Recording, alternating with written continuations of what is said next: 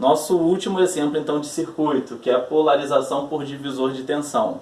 Neste eu vou utilizar a fonte do meu circuito, né? A fonte principal do meu circuito, e por divisor de tensão eu vou manipular a tensão em VG, né? A minha tensão no gate, que é a minha tensão VG. Então notem que aqui eu tenho o VDD, tenho o R1 e o R2 aqui, né? Fazendo a minha queda de tensão. Assim eu tenho um valor de VG que, comparado ao valor aqui de VS, eu vou ter uma diferença de potencial que vai ser o meu VGS. A partir daí nós iremos fazer os testes para saber se está na região linear, se está no ponto de constrição ou se está na região de saturação e ver quais são as características, né, as grandezas elétricas do nosso circuito. Valor de corrente ou valor de tensão ou as quedas, né, de tensões que nós teremos em cada componente. Então, eu sei que a tensão neste ponto aqui, ó, a tensão no gate, vai ser a corrente que passa neste circuito aqui, ó, em R1 e R2, a corrente em sua totalidade, porque eu não tenho corrente aqui entrando no gate e nem tenho corrente saindo por este capacitor. Então, corrente VDD sobre a soma das resistências que estão em série, multiplicado por R2, eu tenho a queda de tensão neste ponto. Então, o meu VG, VDD multiplicado por R2 sobre a soma de R1 e R2.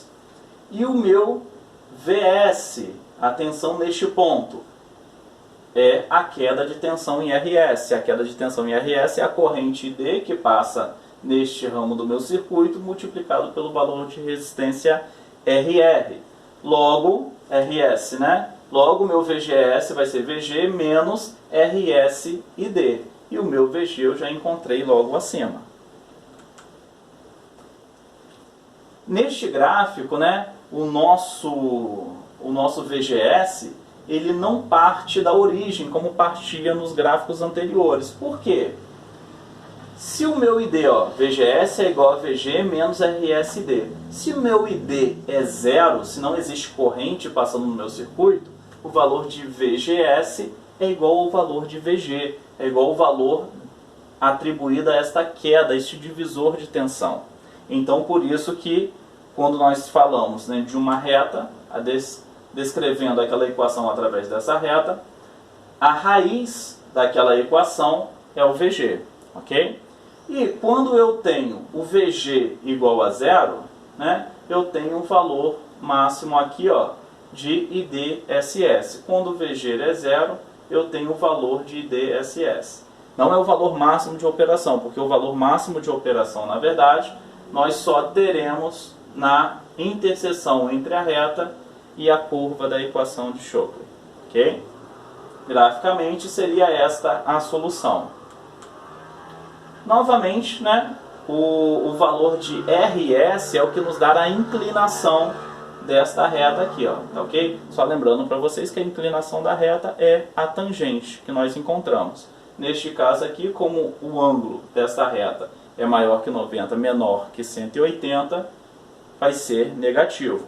Aqui pode parecer um pouco confuso que ele diz que RS1 maior que RS2, ou seja, RS1, que é esta reta aqui, tem um coeficiente maior do que RS2. É porque ele já está considerando que é negativo, ok? Por isso que ele está dizendo que o RS1, um número negativo próximo de zero, é maior do que o número negativo distante de zero, ok? Só para não ficar confuso neste gráfico.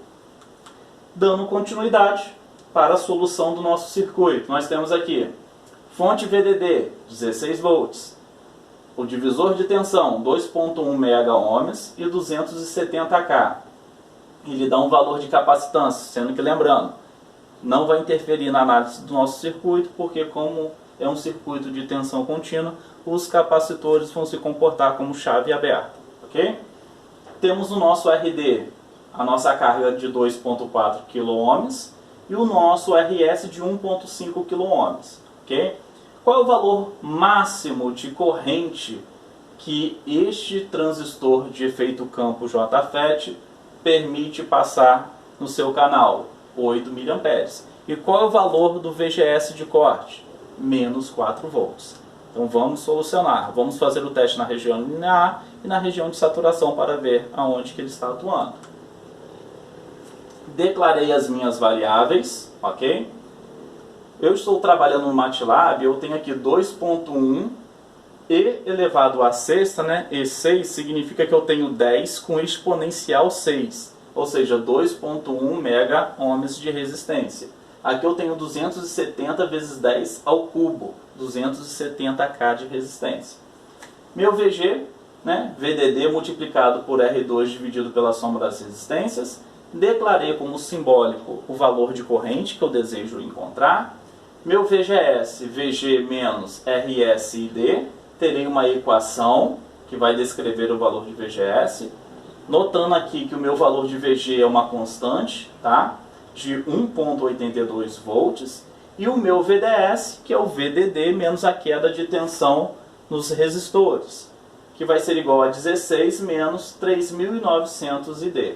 Então eu tenho essas duas equações que eu vou fazer a substituição nas duas equações principais de teste. Uma da região linear e outra da região de saturação. Fazendo o teste na região linear, eu terei, né, como resposta aqui uma equação quadrática de menos 1.755 ID quadrado, mais 5.803 dividido por 395 ID, menos 344 dividido por 9.875. Pedindo as raízes, né, desta equação, deste polinômio quadrático, eu encontrei uma solução imaginária.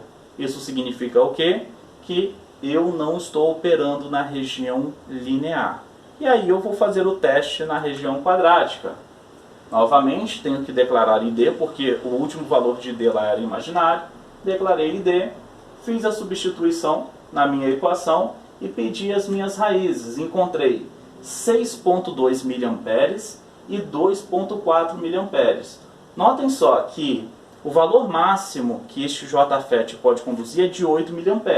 Então, nenhuma das duas respostas, né, avançou esse limite. Então, eu já não conseguiria logo descartar só em olhar. Eu realmente teria que fazer alguns testes.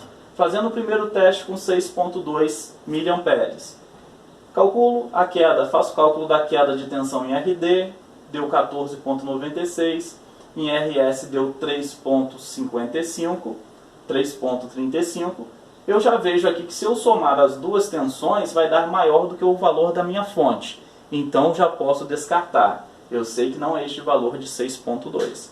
Vou fazer agora o teste com 2,4 mA. Faço a substituição, calculo a queda de tensão em RS, né, em RD. Ao fazer esses cálculos aqui, eu vejo que não tem nenhuma normalidade, a soma deles não passa do meu valor de VDD. Calculo o valor de VDS, que deu 6,57, e faço o cálculo do valor de VGS, que foi igual aqui a menos 3,62. E aí, por final, para eu ter certeza se está na região de saturação, eu faço a minha comparação. VDS é maior ou igual ao módulo de VP menos o módulo de VGS? O módulo de VDS dá 6,57. E o módulo de VP menos o módulo de VGS dá 0,37. Sim, 6,57 é maior do que 0,75. Então eu estou na região de saturação e encontrei o valor de corrente, que é de 2,4 mA, e posso encontrar o valor de queda de tensão em cada ponto do meu circuito. A queda de tensão em RS foi de 6,57 volts. A queda de tensão em RD, né, foi de 5,79.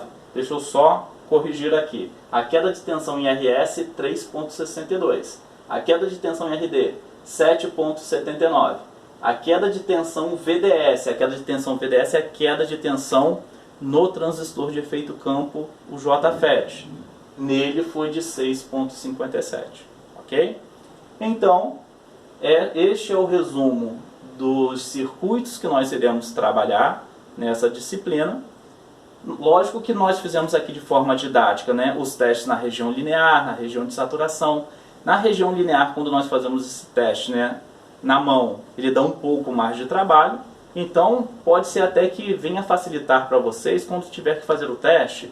Se ele está na região linear ou na região de saturação, faz o teste na região de saturação primeiro, porque a equaçãozinha é mais simples.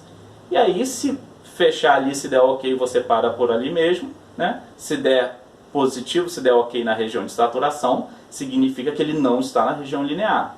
E se der falso, aí sim você faz o teste na região linear, tá ok? Só lembrando para vocês, se der positivo na região de saturação, a única maneira de dar positivo, né, na região linear é se ele estiver no ponto de constrição, porque satisfaz as duas equações, tá ok? Se no exercício pedir para vocês declararem exatamente a região, se ele está na região de saturação linear ou ponto de constrição, aí não tem jeito, tem que fazer o teste nas duas regiões. Ok? Bons estudos e até os próximos exercícios.